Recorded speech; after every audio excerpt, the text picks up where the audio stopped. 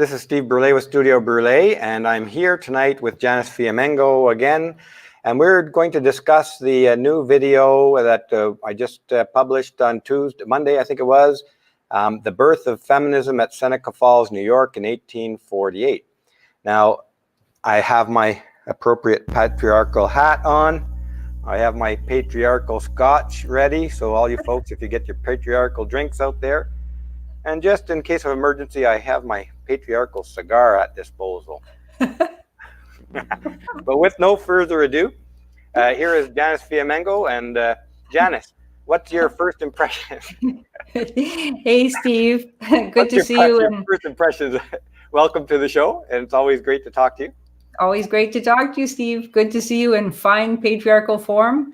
And yeah, I'm interested to talk about your video, which it's had over 11,000 views now and lots of incredibly positive comments.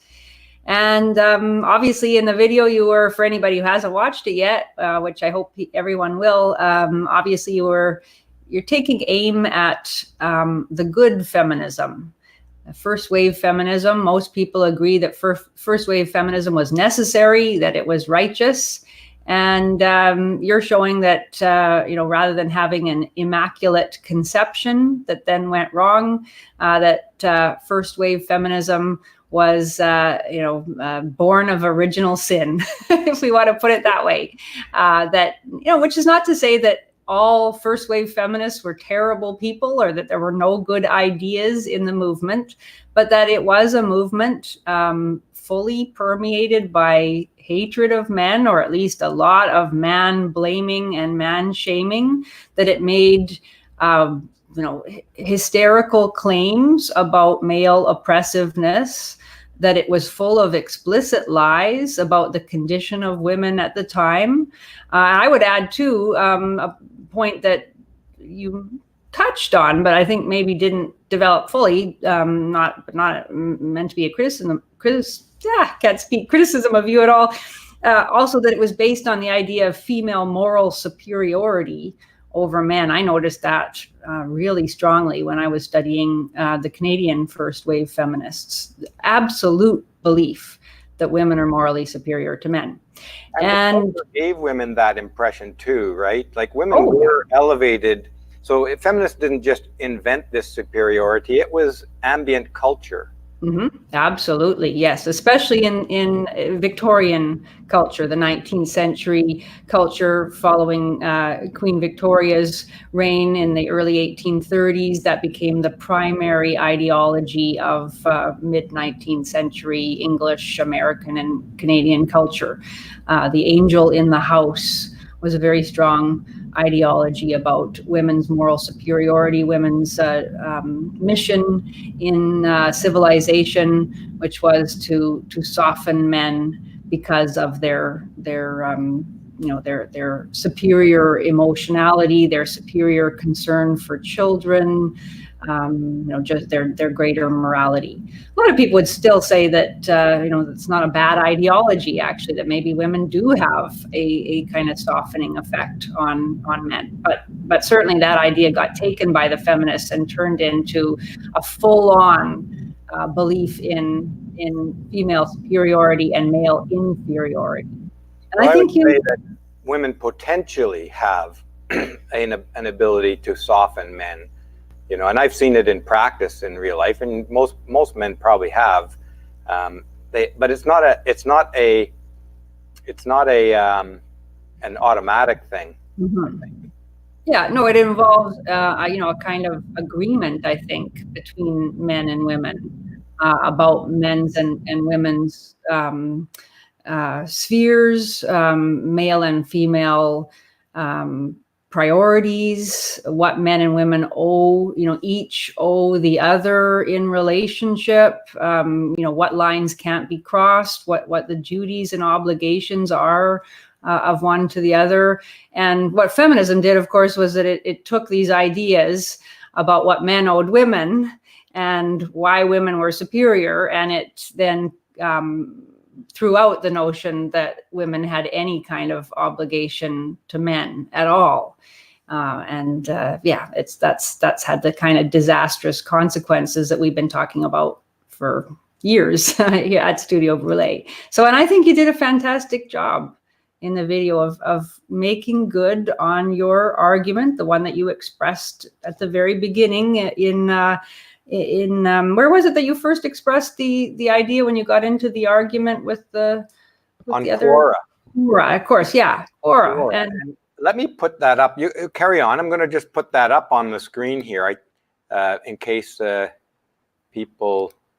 Well, I'll have to find it now. That'll take me a while. So let me. If I find it in the course of our discussion, I'll put it up. You basically made the point that feminism is an intricate set of lies, that it justifies special privileges and benefits for women. You made the point that it flourishes in societies that are already gynocentric. You made the point that its central lie is that men have throughout history oppressed women. And you made the point that feminists are obsessed with finding new ways to identify themselves as victims, even when some of those ways are incredibly trivial, like the claims I've been reading recently about thermostat wars and the gendered nature of who controls the thermostat in homes and offices, things like that. Or you find feminists seriously arguing that women are victimized by the temperature. I thought, what you discovered in your research about Elizabeth Cady Stanton, the architect of the Seneca Falls Declaration of Sentiments, the things that she had to say about men, the kinds of claims that were made in that declaration about women not being able to be educated, women not being able to own property, women being oppressed on all sides. And you showed that those simply are not true, and that the fact that those were the basis of the movement that we now consider the pristine origins of what calls itself the most important social justice movement in the world, I think that does some very serious damage to feminism's claims. Well, thanks. And that's the intention of the video. And it was the Quora answer to the question. There was a question of what is feminism on Quora. And I might have had a couple of drinks, and I thought, you know what, I'm just going to stir the pot up on Quora there, And I just fired that message off, thinking, okay, my days on Quora are numbered now. But anyways, I let it go, and I looked back sometime. I didn't get any significant blowback on Quora, but then some fellow on Twitter started to make the point that I've heard I don't know how many times, that feminism is gone off the rails. Basically, there was implying that there was a good feminism, that if only we got back to it, everything would be wonderful, and women would run the world and we'd all be at peace and all that stuff, Yeah. But I also got, just a little aside, I got somebody called me to task on my use of apostrophes today on that particular comment. Yeah, I did use a apostrophe wrong. It's central I should not have an apostrophe in there. And I think we talked about this. Didn't we talk about this before publishing the video? Mm-hmm. Yeah. And I said, it would take me 2 days to re-export the video, re-upload it, get YouTube to start checking its monetization again. So we said, let's just publish it as is. And besides, that was actually the original drunken quote that I put up on Quora. So I didn't want to sort of alter it for the video. It's there with its blasphemous use of an apostrophe. Yes. Yeah. If you really wanted to be correct, you could put in square brackets sick, SIC, after, and to show that it's not correct, but that's how it was originally written. But yeah, I mean, if we want to we could devote the entire discussion today to the apostrophe, which I've always found a really fascinating mark of punctuation. I can endlessly talk about the apostrophe. It's generally dying out in its use. Most people don't use it correctly and don't really Yeah. I mean, you'll see all over the place. You see on a huge supermarket a big sign that says "Open Sundays" with apostrophe S, for example, and that's incorrect. It should just be Sundays, plural, but things like that. Anyway, it drives me Now that crazy. we're on the topic of apostrophes, I've got a question for you then, and you're the perfect I bet person. I won't be able to answer it. No, I think you probably could. I don't think it's that complicated. But at what point, some words even end with an S, or some words you put an S on the end, and I've seen it used, and maybe it's wrong, an apostrophe at the very end of that S. Yeah. I'm yes, sure there's some rules around that. Yeah, there's a lot of rules, actually, way too many for us to be able to go through. I could point you to a particular chapter in a grammar handbook. But yeah, in general, what you do is in cases where a name, for instance, ends in an S. Let's say your last name is Robbins. So you might say Janice Robbins's hat was left behind. You don't add an extra S to that, right? Well, there's many different schools of thought actually on that topic, but generally now I think that what the rule is, and if anybody knows differently, chime in. But I think what we do tend to do is to follow pronunciation. So if you would, when you're speaking it, add that extra S sound to make it clear, then you do add the apostrophe S when you're writing it. I might add that we've got some apostrophe fans in the comment. There's yeah. In fact, oops, I've lost the comment now. But anyways, there's one person who said he wants us to do a whole show on the apostrophe. Fascinating stuff. I don't think that would get thousands of views. But how does the apostrophe relate to rape culture? That's what I want to know. I'll try to work something out. We could do a whole thing on grammar. Yeah, feminism and grammar. And that is actually an interesting subject because feminism has had a marked influence on grammar and not always for the best. Oh, but yeah. Okay. Well, I'm not surprised that it's not always for the best. Oh yes. I've been lectured actually by radical students about the pronoun they, for example. I'm just going to make a comment out to viewers. If you have a question that you want to discuss that's related to the video, I can't guarantee that I'll see it because sometimes I'm paying attention to what Janice says, or rather always, but not always perfectly. But I'll look for your questions. And related to the video, the birth of feminism that we're discussing tonight. Also, we will be doing some fundraising because we're going to talk about the turning this video in also a series, a YouTube series, plus hopefully, this is the stretch goal, to a theater full feature documentary in theaters. Now that's a big goal, and it would radically change some of the material presented. For instance, this birth of feminism is almost an introduction to the history of feminism, you might say. So most of it discusses pre-feminist stuff, and it's meant to say as a starting point of where are we starting with when we discuss the history of feminism. So this is up to the birth, and hence the title. And then the next ones will be dealing with the various waves of feminism, which Janice, you're an expert on that stuff. Wow. I would say I'm an expert on the second wave feminists. Second wave in particular. Yeah. I mean, I studied the first wave feminists that was my PhD topic, really, was the Canadians. I don't know that much about the Americans, although the Canadians were influenced by them. So, but I know the Canadians, Nellie McClung, for example, Sarah Jeanette Duncan, various other Canadian luminaries. But the second wave feminists are perhaps particularly influential and interesting for our purposes.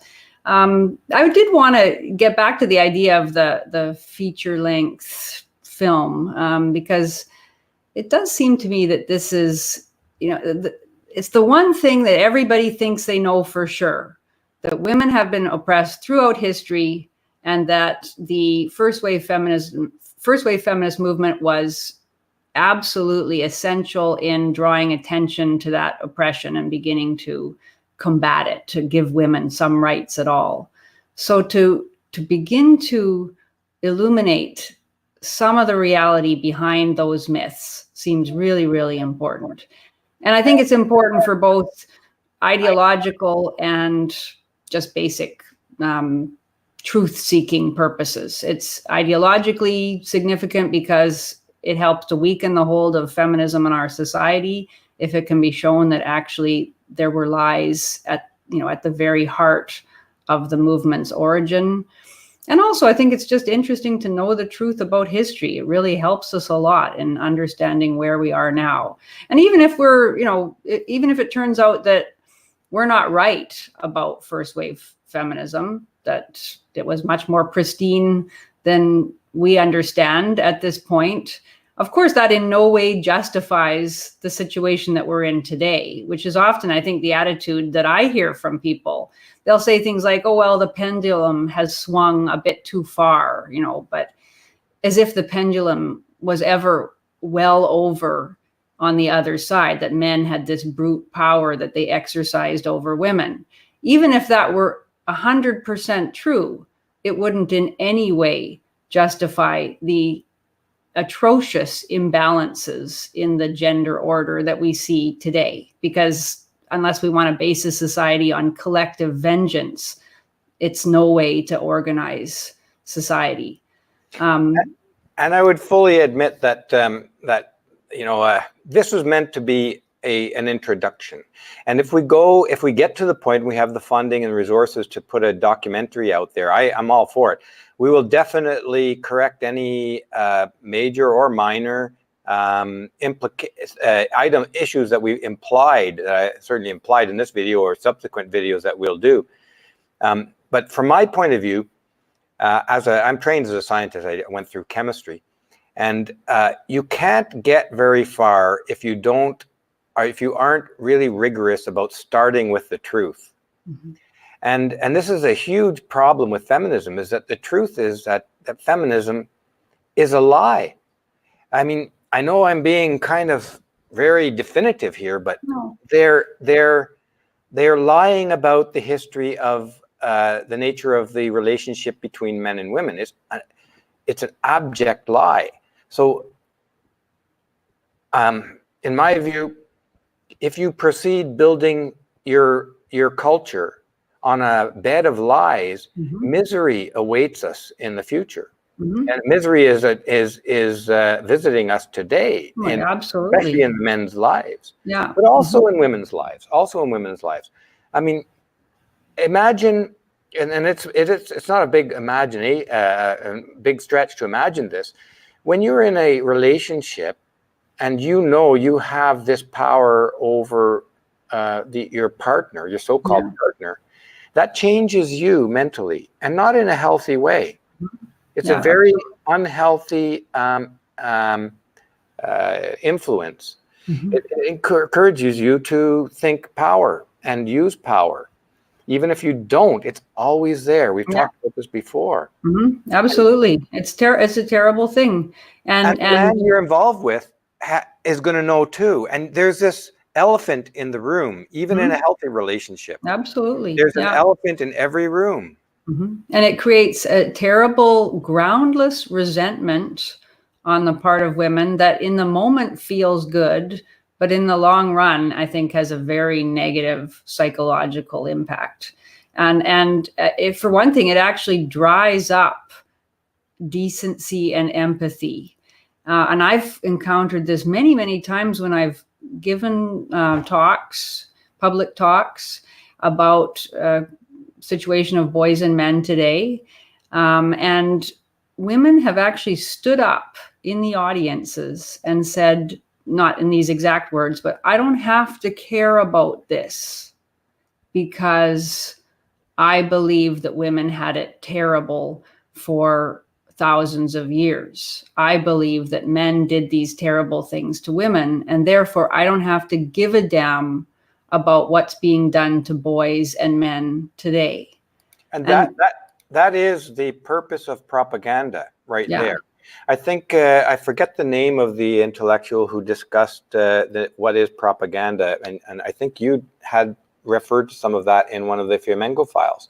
Yeah, well, certainly I know I quoted a fantastic British writer named Theodore Dalrymple. That's not his real name. He was a doctor who writes essays of social commentary under that name, Theodore Dalrymple. He's fantastic. He's so interesting. And yeah, he talked about the purpose of propaganda in a really interesting way. And that ties right into the whole feminist yeah. And there's an example of a woman that is being led by ideological possession. That's what a term that Jordan Peterson. Professor Peterson's term. Yeah, exactly. Yeah. And she's actually becoming a willing participant in the stunting of her own humanity there. And that's an excellent phrase right there, the stunting of her own humanity. And this is affecting men and women alike. Well, yeah, I mean, it's affecting both of them. It's affecting them in very different ways. I think it's affecting men in very different ways.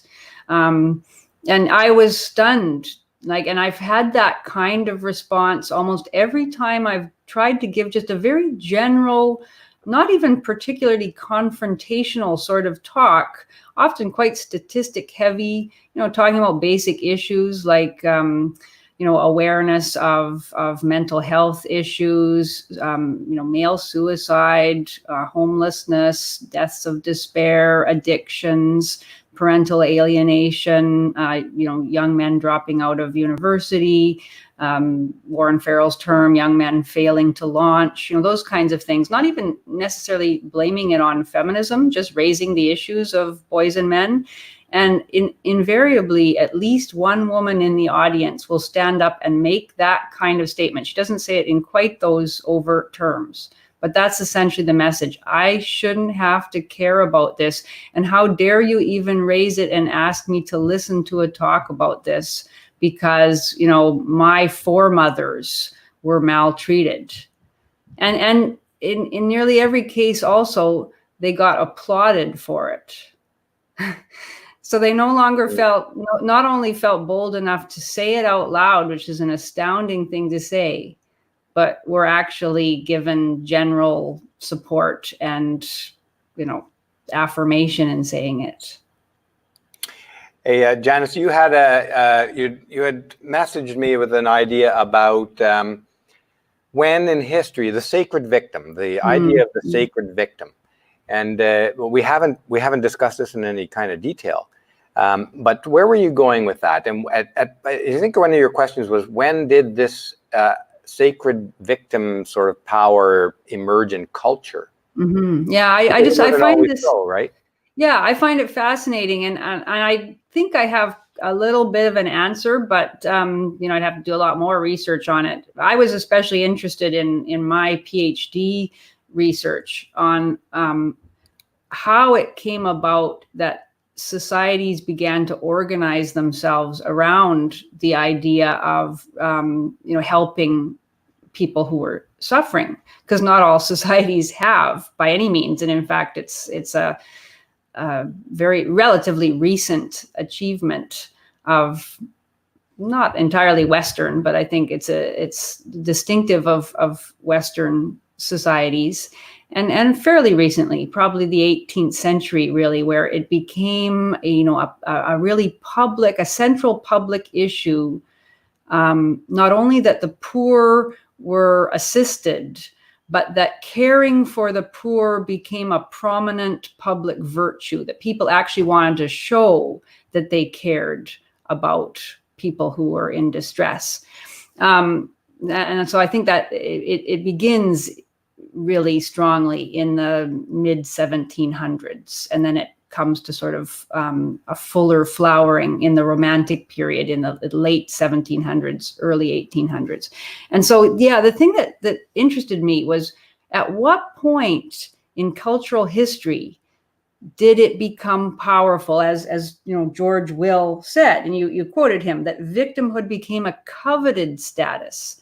Because it wasn't always the case, for sure. Often victims, even though they weren't victims through any fault of their own, somebody who had a disability, somebody who was just very, very poor, those Or would be, failure. For or instance, who in failed. Japanese culture, failure Yes. is a sin. You Hmm. lose face, no matter whether you tried hard or whatnot. I Yeah. mean, it made a difference.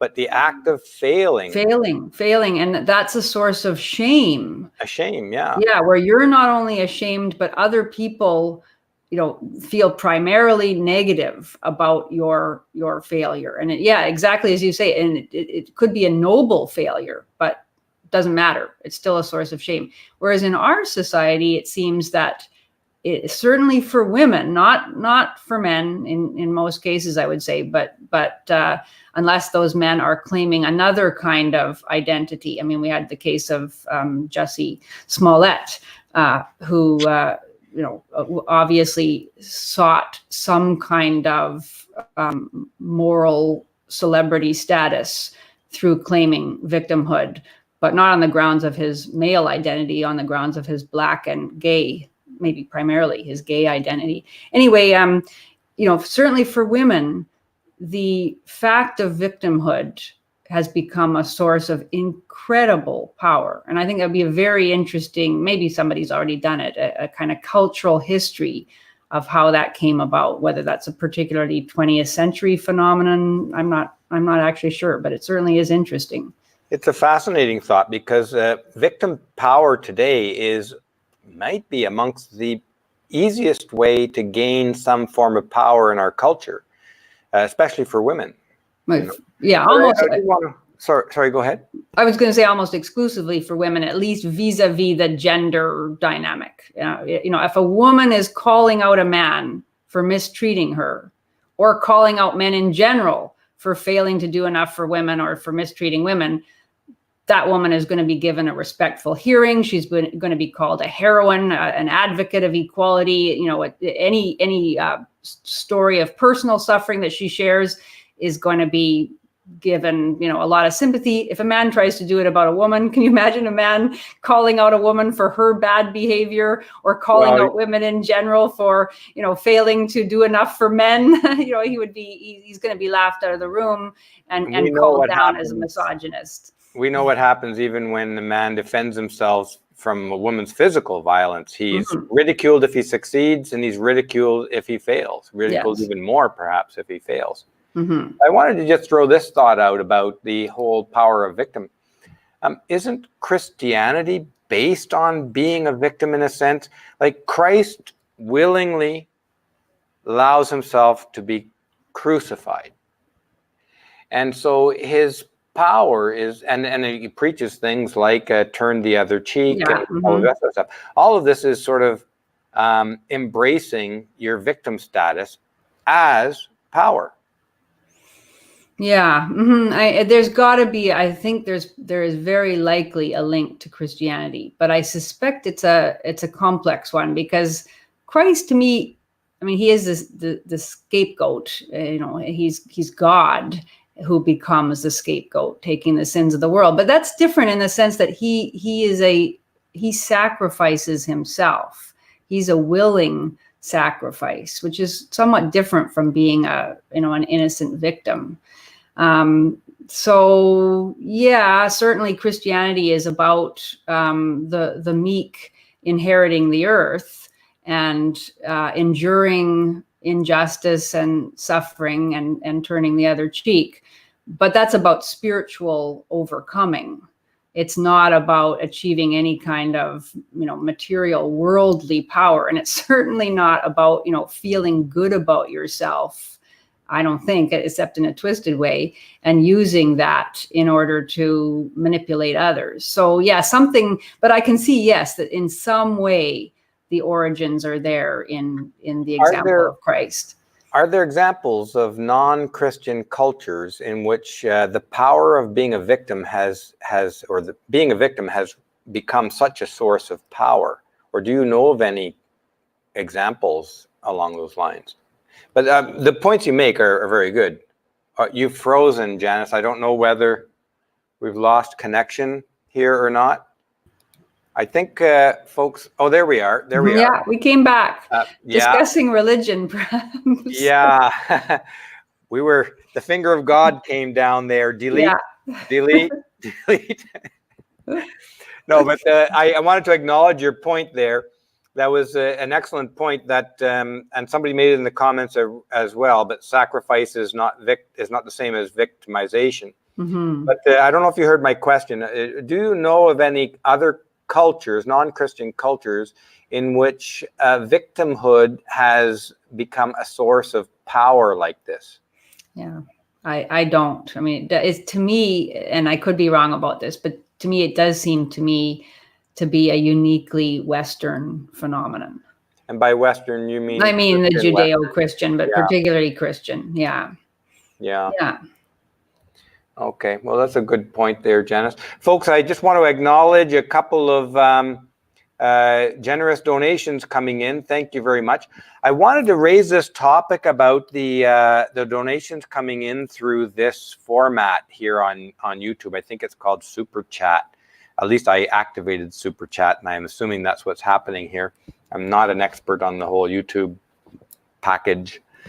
But I think YouTube is taking at least 30% and maybe up to 50% of the values. So if anybody out there is thinking of giving say a significant donation, and whatever that means to you, it might be better to go directly to our PayPal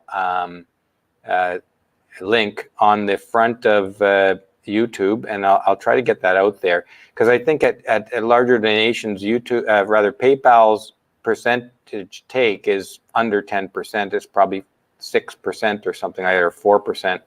It's not very much for larger values. It's great to have these donations coming in. I want to thank everybody. I don't want to discourage people from donating to us, because our revenue stream is very small. But we will, if you're thinking of a larger donation, it probably help us more if you go directly through the PayPal links. Yeah. I wonder if you could maybe talk a bit now, Steve, about how you imagine, I mean, we've talked together about turning the documentary into a feature-length documentary. And do you want to talk a bit about the kinds of things that you would do because I think, I mean, personally, and we have different ideas about what the feature-length film would look like, but I think it would be great to do essentially this, maybe taking out the beginning part where you introduce how you came to be interested in the whole question, but really looking at the central assertion of feminism, that women have always been oppressed by men throughout history, and looking at the classical age, the medieval times, and maybe the early modern period, and looking at examples that show that simply isn't so, that it's a much, much more complicated picture than that. And then leading up to Seneca Falls and some of what you uncovered about that. And I think that would make a fantastically interesting structure for a full-length film, with experts in those various fields talking about the real situation of women in the different eras that you touch on, and then experts in the history of first wave feminism talking about Seneca Falls and all the complexities about the politics there. I think that would be great. I mean, there's much more to say about what happened after that, with how first wave feminism then developed throughout the later 19th century and the early 20th century, and the winning of the vote and what came after that, all of that. But I think that would be fantastic. Well, that is one of the things we touched on earlier, and we've been talking about this for how many years now, Janice? Well, not that long. Not exactly this topic, but yeah, we've talked about a feature-length film for sure. Yeah. But for a while we thought we'd do one on rape culture, which right. I still think is a great subject as well. All the discourse on that, how it permeated all of the universities, and the terrible consequences for young men at universities of that idea that colleges and university campuses are hotbeds of rape culture. But this is really more recent. I think started this past spring. I think that we started discussing it. Yeah, that's true. It's evolved into. I guess maybe this one has come to be to the surface more quickly than the other ideas that we've had. But I think that the material that's put out there, that it would be no more than 20 or 30 minutes required of a feature film to set the backdrop for the history of feminism, because this particular birth of feminism is really trying to establish that there isn't a pristine, wonderful, loving feminism that gave rise to all this, and that that in fact that the roots of feminism from the beginning are a distortion of history. So we would have to approach experts in their respective fields and get their words on this. And to say this too, I've had a few private comments after this video from various people in academia, and several who have said that historians at university know a lot of this stuff, but they won't say it. They're afraid. They're afraid for their jobs. Yeah. And it's something you've seen at university, right, Janice?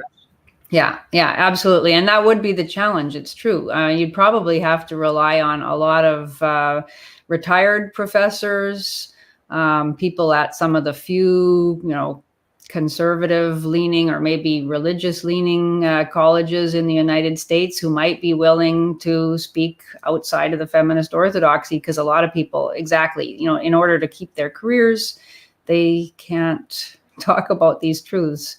I mean, that's the scary thing, is that you can't now go to university and as a source. Yeah, you can't find what you need to find. For years, when I was a professor, I had a dream of going back to school, because I took a ton of courses in art history and music history in general, as well as literature. Those were my areas, but I didn't take anything in social psychology or psychology even generally, which I now find fascinating and really useful. So I had this dream of going back to school.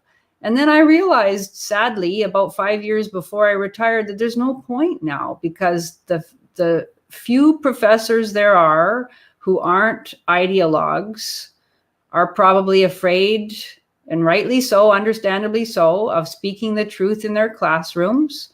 And so you're not going to be able to learn what you need to learn in a university.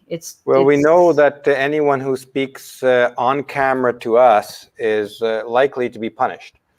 So, I mean, I'll certainly offer to any intellectual expert in their fields who are afraid along those lines, I'll certainly offer to provide anonymity. I know that kind of weakens the film. It does. It does. Yeah.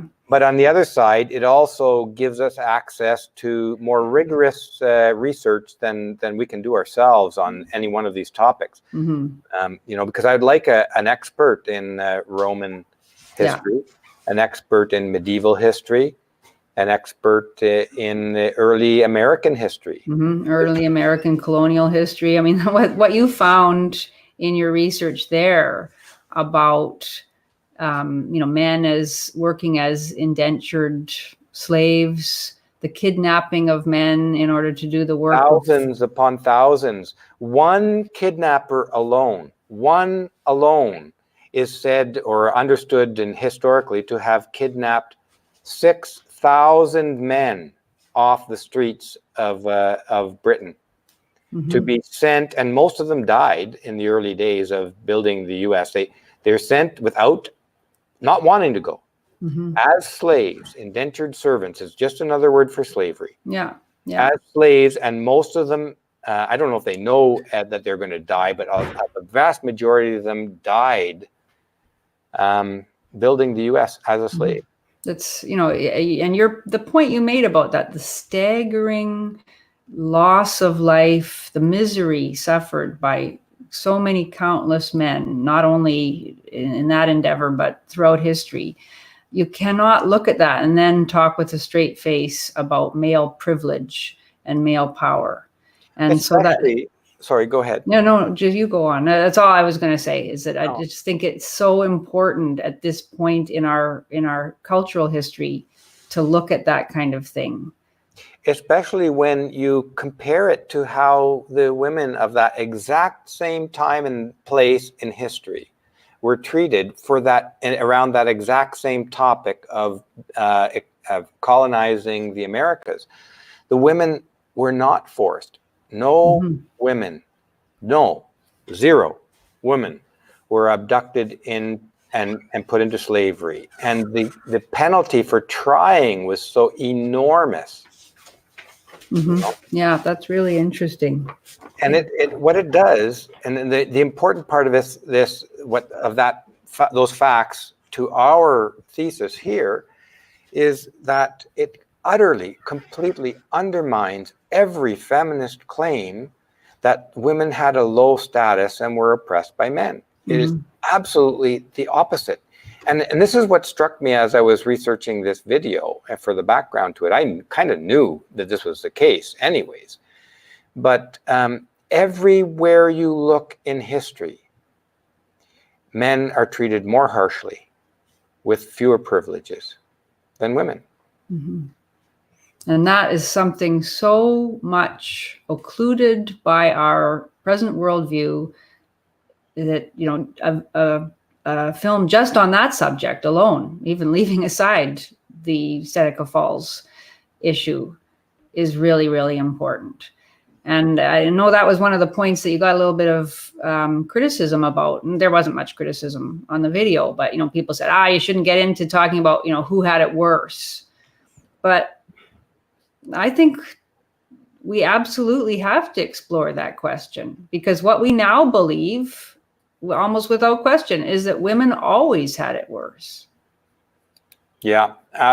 Well, that's the line we've been fed. And but the reality is, of course, as anyone in this community knows, is that life for everybody prior to the Industrial Revolution, especially, and even the early Industrial Revolution, for life for everybody in the West was really, really tough and harsh. Yeah. You know? Yeah. Absolutely. Yeah. It's not a matter of pretending that no woman ever suffered in history. Of course not. But I think one does have to do that kind of, at least attempt that sort of comparative historical analysis in order to understand how off the mark feminist claims actually are. Because what I find when I discuss with my students, when I used to discuss, I won't be discussing anymore. For instance, I used to discuss a story. And now I'm going to blank on the writer's name. Oh, that's so stupid. But anyway, the story is about a woman who's Kate Chopin is the author, and it's about a woman whose husband dies. Very short story, and she feels, and it's set in the late 19th century, and she feels elation at the death of her husband. It's never really explained why. There's a few sentences about the fact that that marriage is such a burden, the shackles of marriage are so intolerable that her liberation from that brings her a sense of ecstasy and exhilaration, even though she's sad at the death of her husband, who was not a cruel man. The story makes that clear. Whenever I would discuss that story with my students, they would always say that he must have been abusive to her. That's always the fallback assumption. He must have been abusive in some way, even if not physically abusive. He must have been, controlling, or, he denied her life possibilities in some way. And I would always say to them, if the story were told in the other way, if it were a man whose wife, who the story makes clear had not been abusive, had been a decent wife, and she died suddenly in an accident, and he felt liberated, and he felt exhilarated and happy at the thought of the rest of his life without this woman, would we really feel as positive towards the main character as we do towards the woman in the story? And would we make up all these excuses about why he's justified in feeling no real sorrow at the death of his wife? I don't think we would. But, it's that idea that we believe so deeply that women have always had a terrible lot in life, and that men were just having a great time, marauding through the world, raping and pillaging and having a lot of fun doing it. So to make the kind of difficult comparison between the lots of men and women of similar class, I think is really valuable. That was a great story, you know, and I was thinking while you said that, is that to some degree, I mean, it's fairly common, I think, and nobody wants to admit it, but there are times that a relationship, an intimate relationship that one or both people feel trapped in, that death of one of them is welcomed. Yeah, by the surviving partner. Mm-hmm. Yeah, and that, you know, that is partly her point. I mean, she was actually a free love advocate. She was a radical, and she believed that there was something wrong with marriage for both men and women. So, although I think she was probably sympathetic to feminism in many ways, she wasn't a feminist per se, in that her story is not trying to make the point that you know, men had it better, but yeah, so, you know, that her ideology was that marriage was simply against human nature and was bad for both sexes. But the readiness with which the students clasped onto the idea that this woman must have been a victim of her husband was always remarkable to me. Yeah. And both men and women, you know, absolutely adamant about that, even though the story itself, you know, rules out of bounds that kind of reading. So. And that's but the interesting thing is that those are all young people, right, in your class. They're probably 20, and they've just come out of 13 years of a school system utterly, completely dominated by feminism, and a culture utterly, completely feeding them those very messages all along. So it's not terribly surprising. No, it isn't. It isn't surprising at all. It's notable. It's not a good thing. I mean, it's an important notable fact, and it does tell that our culture is so dominated by feminists and bias.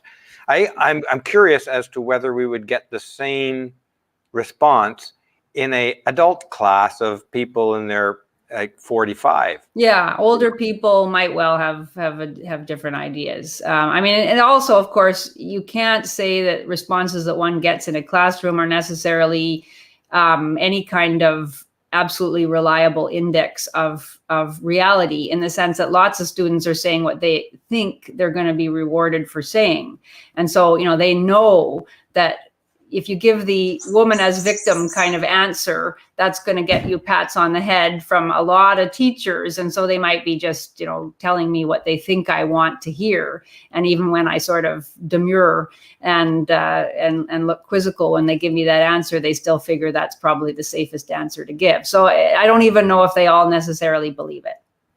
Yeah, they are probably and so indoctrinated that they're afraid to step outside of their indoctrination at that point. Yeah, or maybe their minds just can't conceive of a different reality. You know, I don't know. I mean, I think, you know, there's what, you know, you can say at school, and then there's all the other thoughts that, you know, are absolutely forbidden or not going to get you any kind of kudos from your teacher. So yeah, I don't necessarily believe that all students think in, you know, such a very narrow way, but they've certainly been trained to answer in that kind of very narrow way. I'm going to pop up this quote, and you highlighted this earlier on today for me. This is a quote by Elizabeth Cady Stanton, and it illustrates just the degree to which, I'm going to just make it a little bit bigger so it's easier to read for folks here.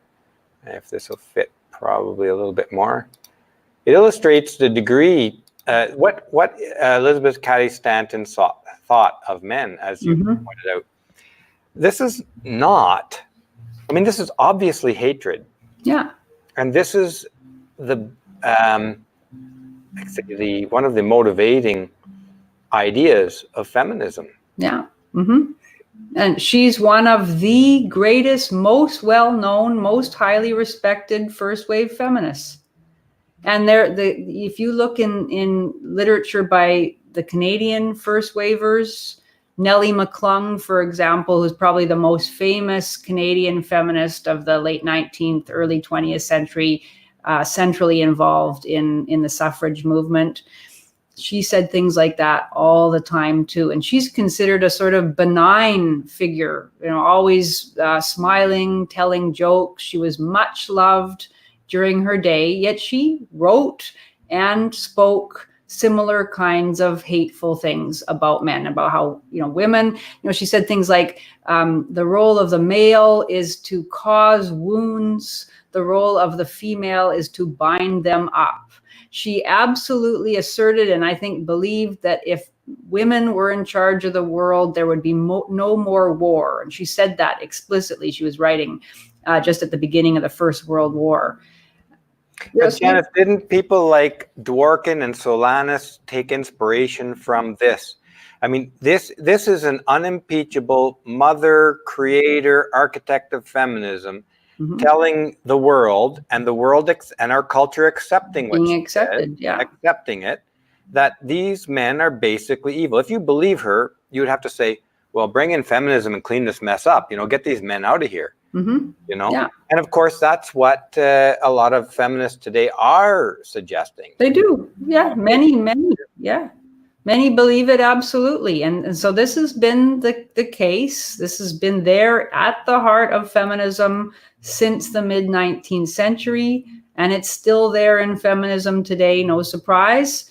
And any other movement that so overtly declared its contempt for, the people that it's claiming to also liberate, because of course we know that feminism is for men too, would be laughed out of the room. And yet, you still have arguments about how necessary feminism was and how it's just gone off the rails in the last 10 years and needs to be reformed. So the message that you've put out in that video is centrally important and needs to be spread far and wide. Well, thank you, Janice, and I hope viewers. We are going to be trying to get this to a feature film documentary, as well as a multi-part series for bringing our history of feminism up to today. Yeah. So the next one will be from 1848 to probably second wave feminism, or first and second wave in a combined video. What do you think is the best way to approach this? Yeah, that's a difficult one, because there's so many strands that begin going on. Once first wave feminism, really takes hold in the culture in the late 19th century and around the First World War. So I'm not quite sure. There's a lot to discuss there. One of the themes that I think that we'll be including, and of course, as we do more research with experts in their given fields, we're going to present the truth as we can find it. That's what I can guarantee you. We're not going to put kid gloves on any side of this. In my mind, and maybe this is an act of faith, but we have to find the truth and present it as we can see it if we're going to have any positive effect on the culture whatsoever. Yeah. But I was going to say that one of the themes we'll be exploring is whether some of the successes that people claim feminism have brought for women, whether feminism's role in that was really all that significant. That's a very good point. A lot of the things that feminists claim, and they put these in their little bonnet of successes, for instance, is the vote. And it appears to me, the more I look into it, that the vote was coming whether feminists were going to do anything about it or not. Well, yeah, probably. I mean, in Canada, the number of women who were actively involved in the suffrage campaign was minuscule. There was actually not that much interest on the part of Canadian women in the vote. So, the idea that it was a huge popular uprising, that had this tremendous groundswell of support is not true. It's false, yeah. And it shows its face immediately at the beginnings of feminism, when the architects of feminism themselves, they weren't the slightest bit concerned about the vote for themselves. That's very interesting. And if you think about the importance and the influence that women had as wives in their families and as sisters and as mothers, can you imagine a powerful man going home and not representing the interests of his wife and sisters and mother, and going home and living like that? Well, yeah, no, I mean, one can imagine it because Yeah, I mean, feminists have told us over and over again that men haven't, but you know, you've clearly uncovered evidence that, in fact, yes, representation of women was always a key issue for men building Western society. So And the yeah, I think that's example a that very I good put up point. there was not even their husbands and brothers. These were just men who wanted to build a colony, Hmm. you know, Yeah, and they yeah, knew that they couldn't force women to do anything at all. yeah, They had yeah, to coax them. They had to bribe them and offer them goodies in order to hmm, convince them to participate in this venture. hmm, yeah, So I think this, like, I mean, I can't say right off the top of my head, I can't say that feminism had zero effect. But if feminism is anything, it's a political movement. And what political movements do best, more than accomplishing anything, is taking credit for things that are going hmm, on. yeah, And I think more than anything else, as a very, very savvy political movement, feminism and feminists have taken credit, enormous credit, for stuff in which they had a very small role in, for the most hmm, part. And I'll change that thesis if we find otherwise in producing these videos. But my gut feeling is that if we look at just about anything, all that women had to do, whether through feminism or some other movement or through the church group or whatever, all they had to do is ask. And men generally gave them what they asked for. hmm, And I think that the reason is that it's a deep, deep biological reason, is that men need to keep women happy in order to have relationships with them. You know, hmm, you yeah, can't do it by force. And the idea that rape was a major force in human evolution is absolutely nonsense. It's absolutely nonsense. What was a major force is becoming the man that women would want to protect them and provide for them. Anyways, I rattled a little bit on there. no, Yes, we've been an hour here almost. And this has been a yeah. great discussion. Every time we talk, I think you know, we could just go on forever. Yeah, I know. I feel the same, but yeah, we should probably draw it to a close. So thank you, folks, for the generous donations. And if you can find a way to help us in through PayPal, that would be great. We will be coming out with a subsequent part 2 to this series, and we are pursuing behind the scenes at this point the full feature documentary, and we will be instituting a fundraiser for that in the future. Janice, any parting words? No, just really pleased with you, Steve, for putting together that video, which I absolutely loved. Really, yeah, I thought it was fantastic. Thank you very much. And thanks to all the viewers for coming out and joining us tonight. And we'll see you again next week.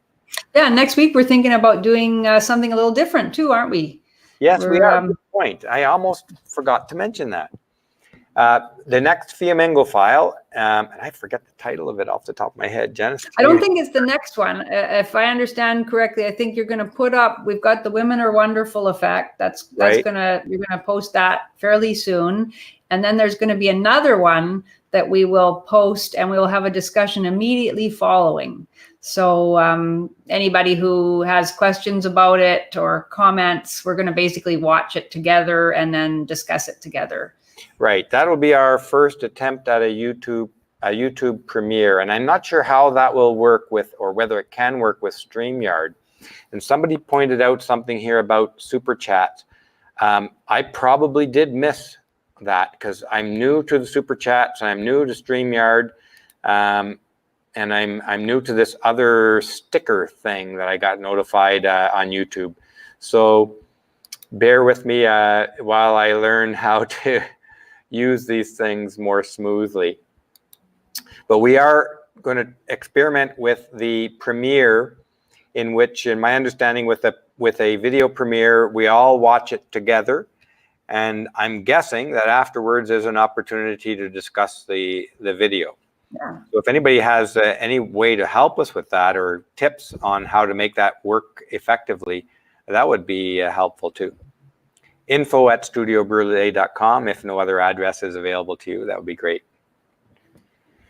So with that, thanks everyone for joining us, and we'll see you again next week.